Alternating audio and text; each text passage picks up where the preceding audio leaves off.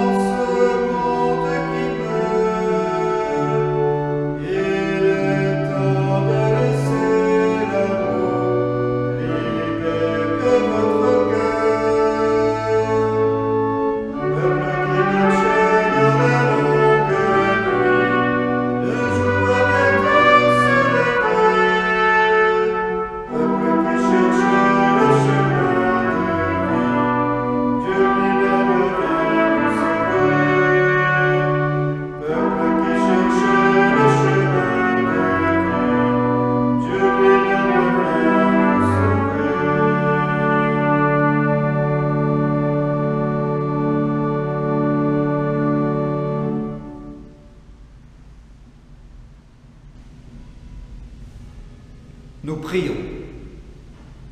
Seigneur, devant la misère et la violence qui s'étale quotidiennement sous nos yeux, face à la pandémie et à l'avenir incertain, le pessimisme nous pousse au découragement et à la résignation.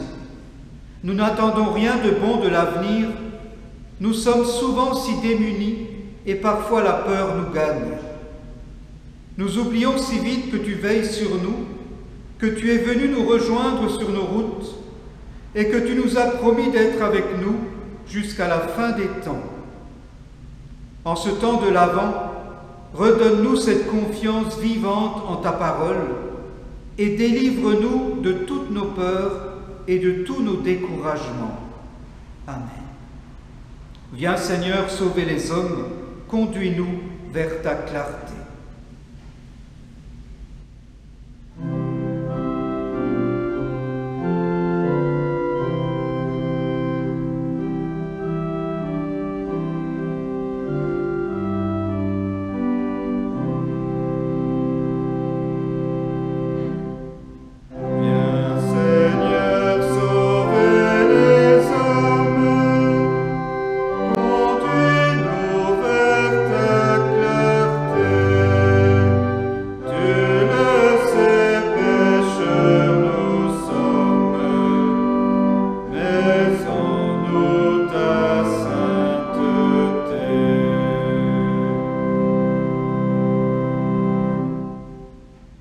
Le Seigneur est là, il est venu pour vous, il vous apporte la paix.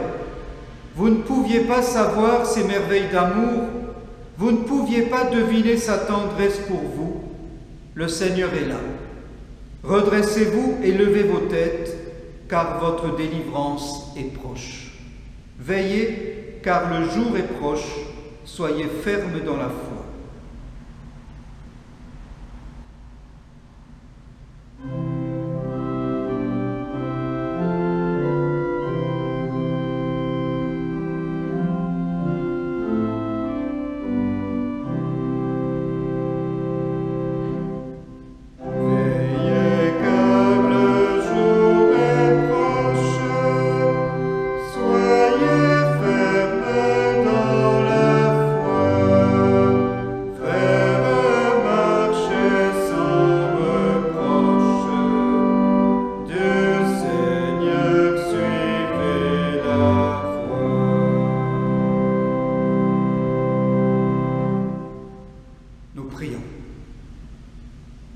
Seigneur, nous avons soif de ta présence dans notre vie, nous avons soif de paix et de silence.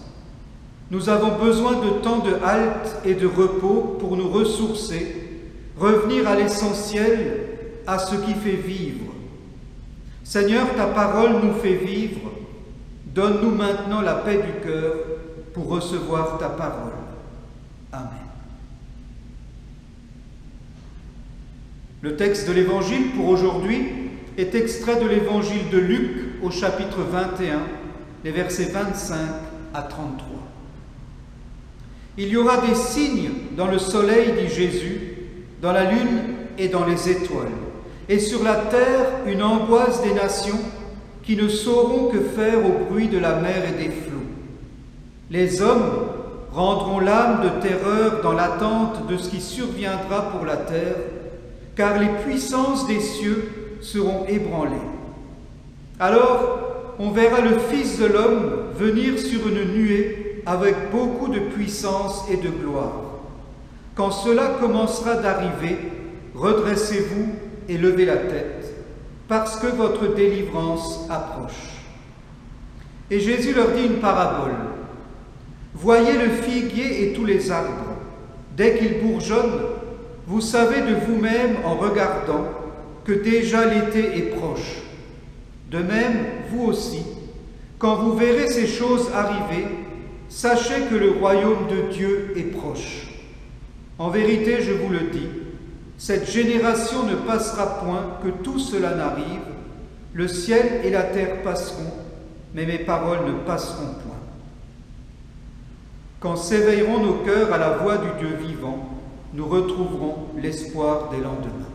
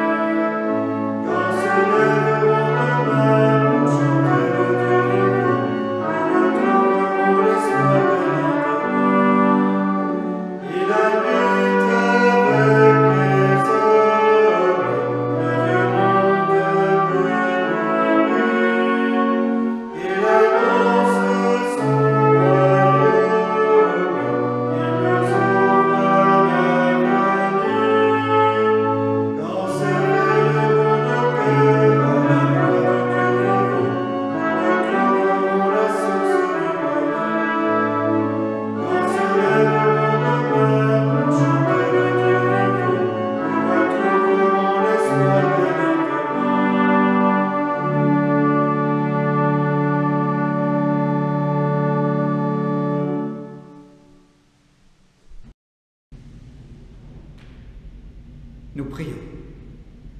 Seigneur Jésus, tu réveilles nos cœurs et tu ranimes nos forces. Ne laisse pas le souci de nos tâches présentes entraver notre marche à ta rencontre, mais éveille en nous l'intelligence du cœur qui nous prépare à t'accueillir. Amen.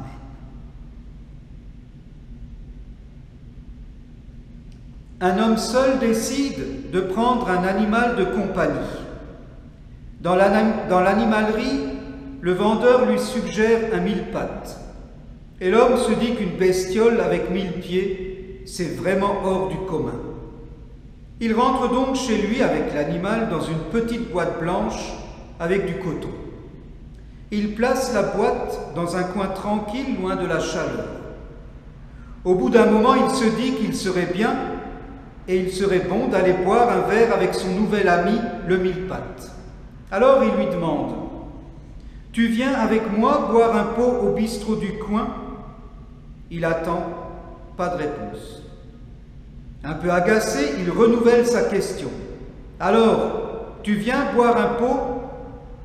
Toujours pas de réponse. Franchement énervé, il recommence. « Alors mince, tu viens boire un coup, oui ou non ?» Et soudain, une petite voix sort de la boîte et dit « Ça va, j'arrive, je mets mes pompes. » Il y a de l'impatience dans l'air aujourd'hui. Impatience de sortir enfin sans avoir à remplir la fameuse attestation de déplacement dérogatoire. Impatience d'en finir avec ce virus. Impatience d'aller chez le coiffeur. Impatience de certains responsables d'église au point de manifester pour que les célébrations soient possibles.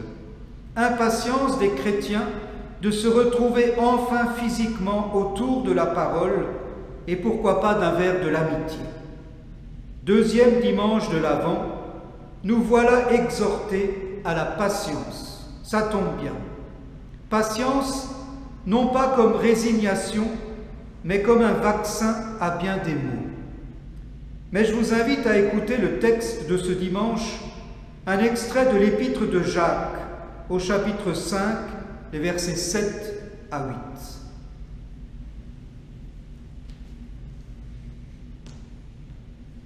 Prenez donc patience, frères, jusqu'à l'avènement du Seigneur.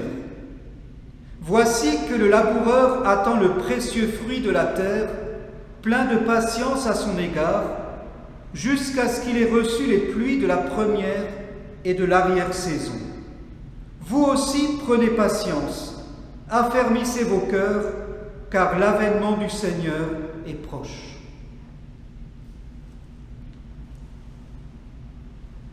Patience. Je suis très ennuyé. Le gigot n'est pas encore cuit, dit une femme à son mari. Il faut encore faire patienter les invités. Sois gentil, chérie, ramasse-les sous la table et offre-leur encore un apéritif. Devoir être patient, apprendre la patience, ça saoule. Tout le monde sait bien que dans le monde dans lequel nous vivons, ce n'est pas possible. Un chroniqueur québécois expliquait que l'avènement du cyberespace a eu pour principale conséquence d'abaisser le seuil de patience de l'humain postmoderne à 1/10 de seconde. Patience. Emmanuel Kant écrit que la patience est la force des faibles et l'impatience la faiblesse des forts. Alors dans ce cas, oui Seigneur, donne-moi la patience tout de suite. Pour le moment j'en manque, mais je ne suis peut-être pas le seul.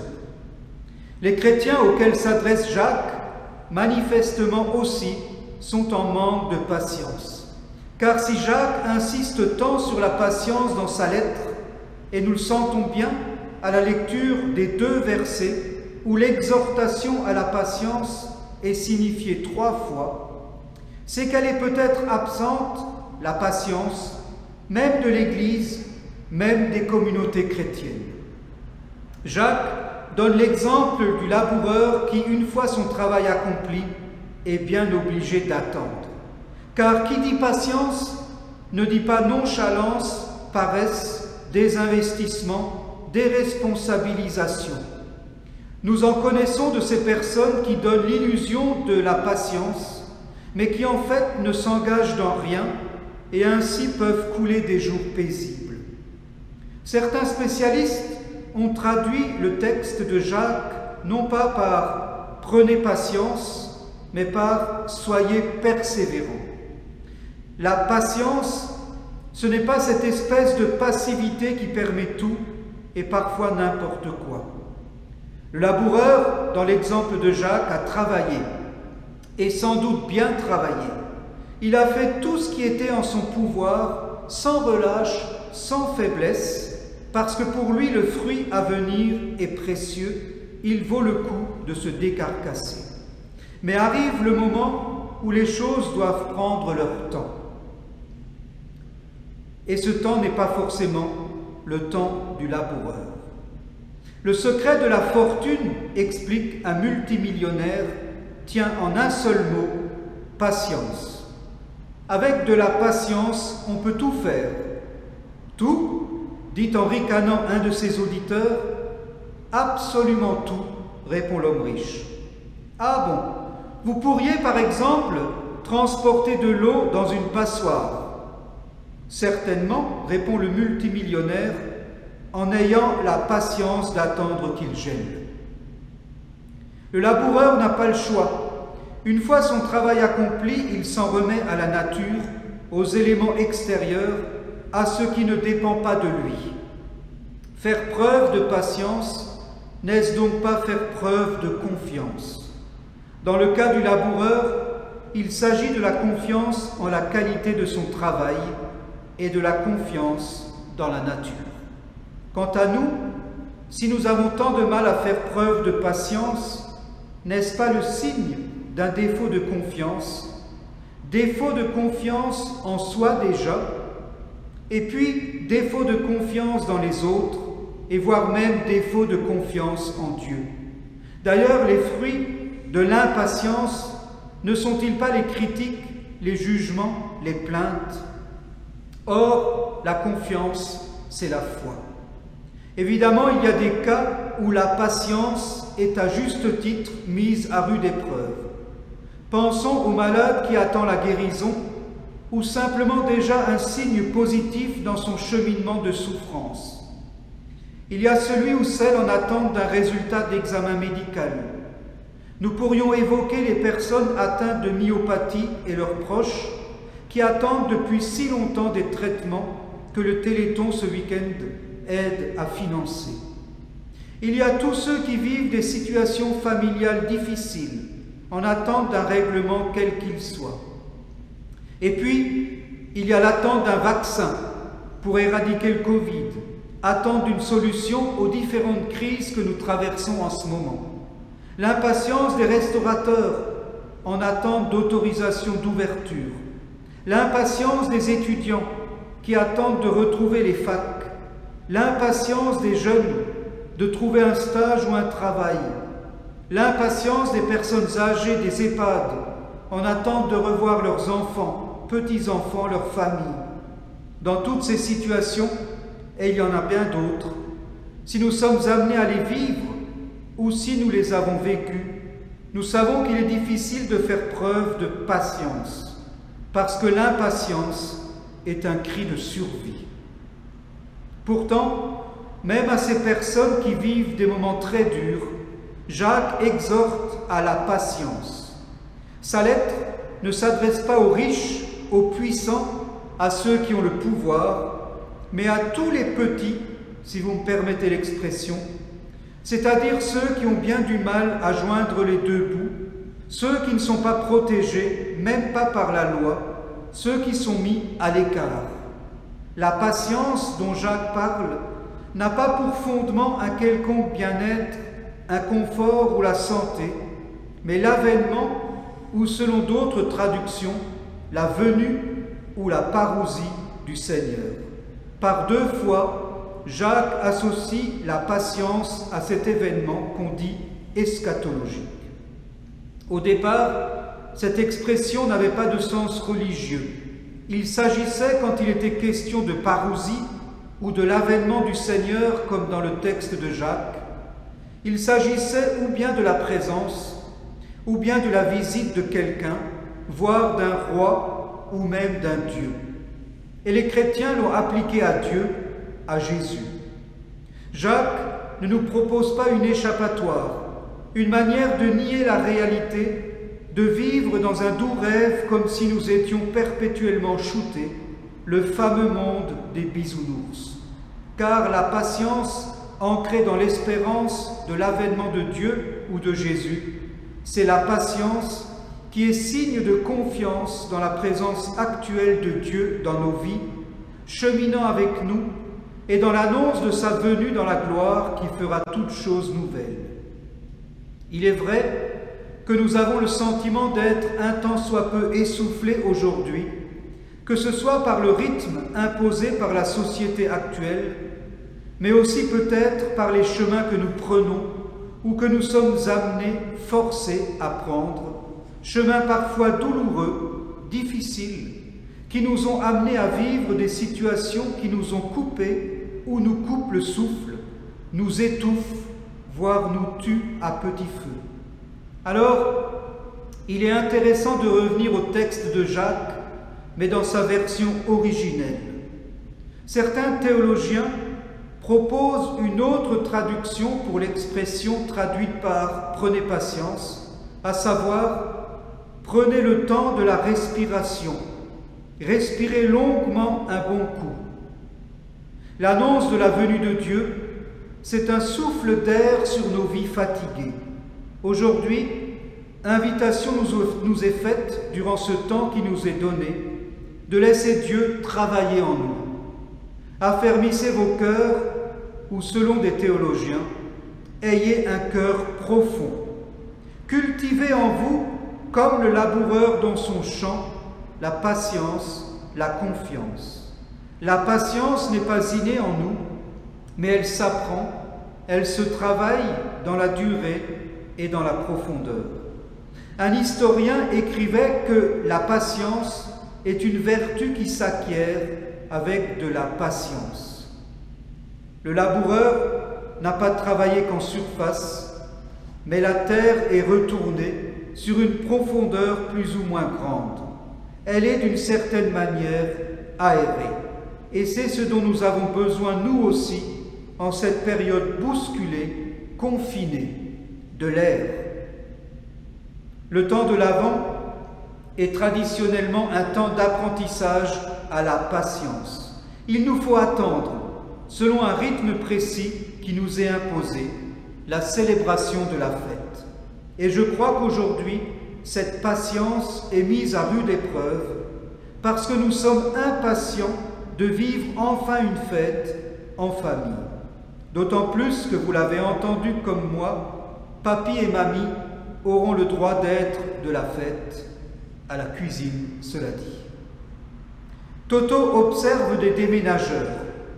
L'un d'eux porte difficilement une énorme horloge. Et Toto se demande, perplexe, il ne pourrait pas porter une montre comme tout le monde? Le temps est parfois lourd à porter.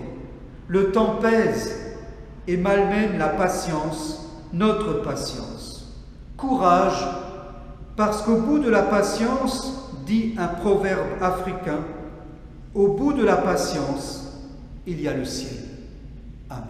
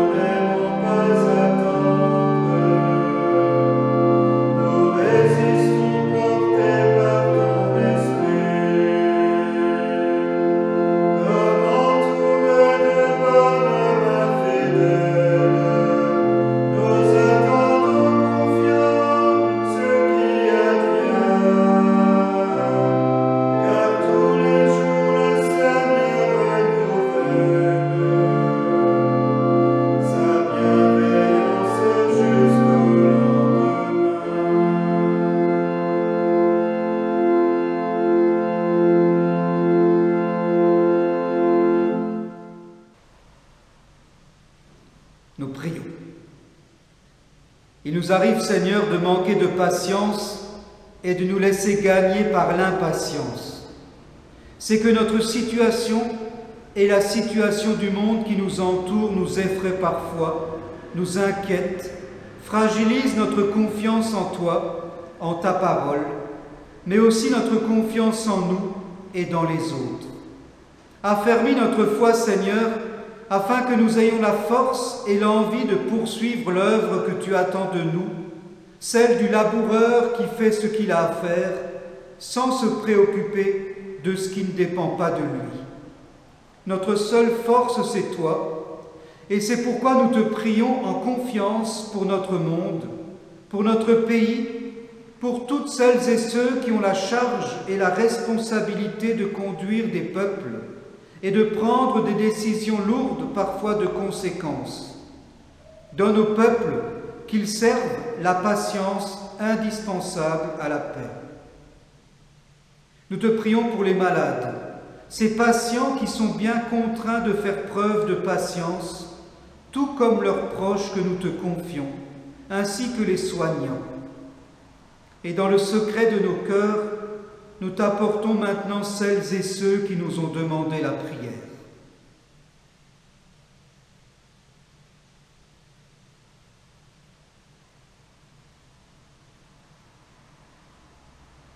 Seigneur, tu le sais, nos souhaits sont sans limite. Il est bon pour nous de savoir qu'il en est de même pour ta bonté. Et ensemble, nous te prions, comme nous l'a appris Jésus, ton Fils, notre Seigneur, lui qui vient pour nous combler de toute joie. Notre Père qui es aux cieux, que ton nom soit sanctifié, que ton règne vienne, que ta volonté soit faite sur la terre comme au ciel. Donne-nous aujourd'hui notre pain de ce jour. Pardonne-nous nos offenses, comme nous pardonnons aussi à ceux qui nous ont offensés. Et ne nous laisse pas entrer en tentation, mais délivre-nous du mal. Car c'est à toi qu'appartiennent le règne, la puissance et la gloire pour les siècles des siècles. Amen. Soleil de justice, Jésus, bon Sauveur, sois à tous propice, sauve le pécheur.